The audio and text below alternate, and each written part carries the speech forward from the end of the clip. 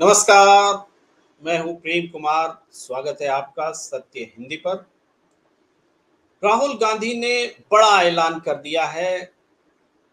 नरेंद्र मोदी जी को सीधे चुनौती दे दी है। प्रधानमंत्री नरेंद्र मोदी जी को सीधे चुनौती दी है कि या तो कास्ट सेंसस करवाइए या फिर कुर्सी छोड़ दीजिए।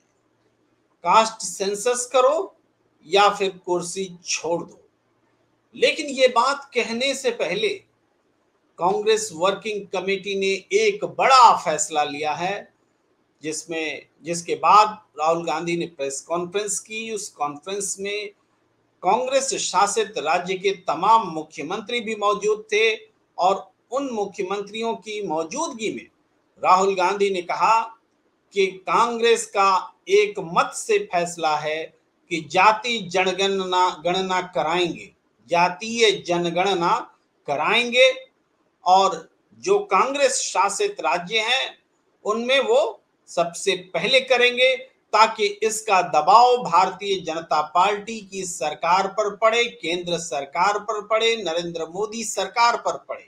और अगर नरेंद्र मोदी की सरकार कास्ट सेंसस नहीं करा सकती है, नहीं करा पाती है, तो उनको सत्ता से हट जाना चाहिए, रास्ता छोड़ देना चाहिए। ये काम हम करेंगे। ये बात राहुल गांधी ने कही है।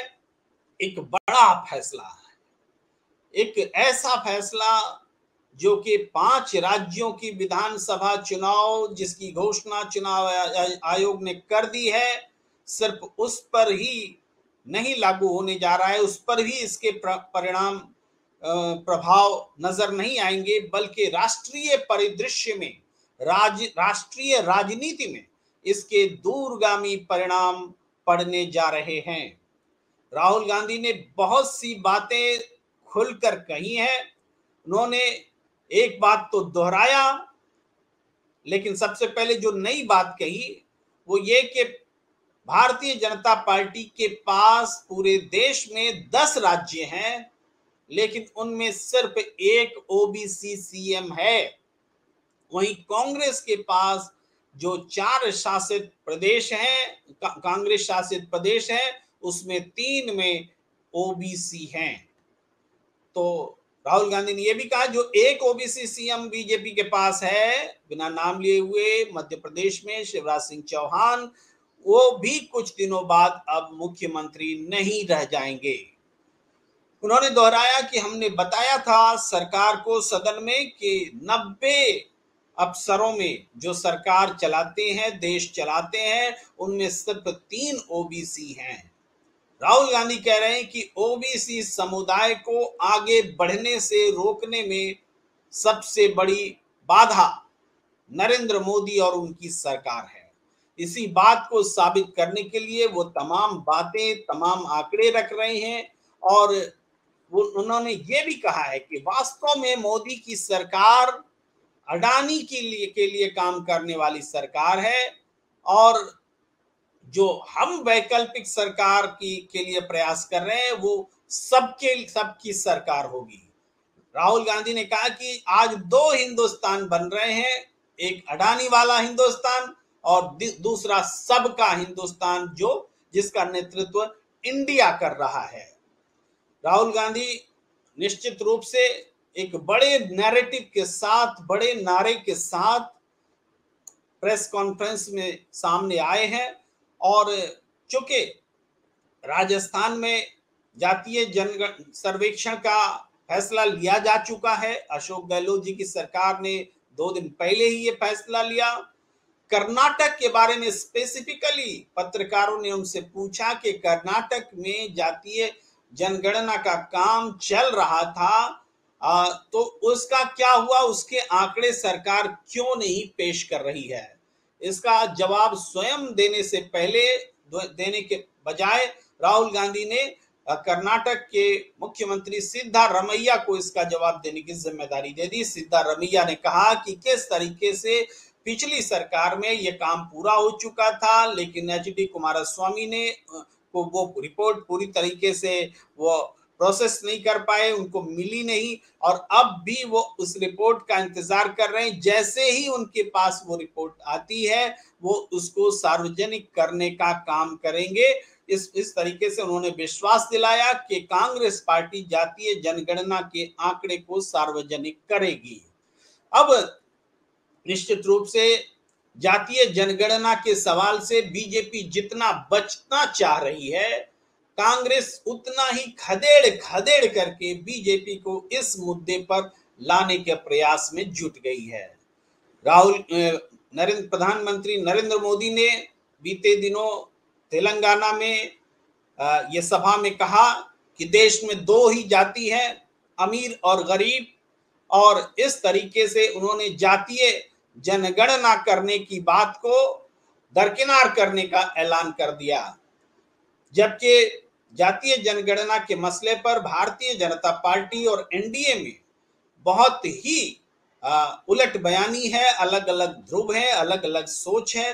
बिहार में तो बीजेपी ने जातीय जनगणना का समर्थन किया, यहां तक कि विधानसभा में सर्वसम्मत से पारित प्रस्ताव का वह हिस्सा रही। लेकिन अब भारतीय जनता पार्टी जातीय जनगणना के मुद्दे पर खुलकर बोलने के बजाय एक दूसरी लकीर को खींचने का प्रयास कर रही है कि अमीर और गरीब दो ही जाति हैं इस देश में। तो क्या इसका मतलब ये है कि जो रिजर्वेशंस की पॉलिसी चल रही है, जिसके तहत ओबीसी को उसका हक नहीं मिल रहा है, या दूसरी जातियों को भी उनके आबादी के हिसाब से हिस्सेदारी मिलनी चाहिए, उन सवालों का विरोध करती है बीजेपी? ये सवाल कांग्रेस उठाती हुई दिख रही है और बीजेपी के पास कोई रास्ता नजर नहीं आ रहा है कि वो इस मसले से बचे। मध्य प्रदेश में भी ये बहुत बड़ा सवाल होने जा रहा है कि जातीय जनगणना का क्या होगा। अगर जातीय जनगणना को मुद्दा बनाने में कांग्रेस सफल रहती है, जिसके लिए वो कमर कसकर मैदान में उतर चुकी है, स्वयं राहुल गांधी लगातार इस मुद्दे को इंडोर्स कर रहे हैं, इसको आगे बढ़ा रहे हैं, तो ऐसे में इस सवाल से पीछा छुड़ाना बीजेपी के लिए लगातार मुश्किल होता चला जाएगा। एक समय था जब राहुल गांधी को मोदी सरनेम विवाद के मामले में ओबीसी विरोधी करार दिया गया था। आज राहुल गांधी चढ़कर नरेंद्र मोदी जी को, प्रधानमंत्री जी को ओबीसी विरोधी साबित करते हुए आंकड़ों के जरिए उनके एटीट्यूड को दिखाकर, बताकर, उनकी निष्क्रियता को अहम सवालों पर इंगित करके ये साबित कर रहे हैं कि ओबीसी विरोधी हैं नरेंद्र मोदी। यानी नैरेटिव बिल्कुल उलटता दिख रहा है। इसमें राहुल गांधी कामयाब होते नजर आ रहे हैं। तो क्या राहुल गांधी, जिनका करिश्मा लद्दाख में दिखा है, जहां अभी एक दिन पहले हुए चुनाव में इंडिया गठबंधन ने 26 में से 22 सीटें जीती हैं, क्या वही करिश्मा राहुल गांधी 5 राज्यों के चुनाव में अपनी पार्टी की ओर से, इंडिया गठबंधन की ओर से दिखा पाएंगे, करा पाएंगे? क्योंकि राजस्थान के संदर्भ में जो राहुल गांधी कुछ समय पहले तक कह रहे थे कि बहुत कांटे का मुकाबला है, वही राहुल गांधी अब कह रहे हैं कि राजस्थान में भी हम जीतने जा रहे हैं। और ये दमखम आया है जातीय जनगणना के फैसले के बाद, जो कांग्रेस पार्टी ने फैसला लिया राजस्थान में। इस तरीके से देश की सियासत को एक नया आयाम देते हुए कांग्रेस ने एक बड़ा फैसला किया है। इस फैसले से एनडीए के भीतर दरार मची हुई है। अनुप्रिया पटेल कुछ कह रहे हैं, ओम प्रकाश राजभर कुछ कह रहे हैं, बिहार में जीतन राम मांझी कुछ कह रहे हैं। इन सब के सुर भारतीय जनता पार्टी के सुर के विरोध में है। इसका मतलब यह है कि एनडीए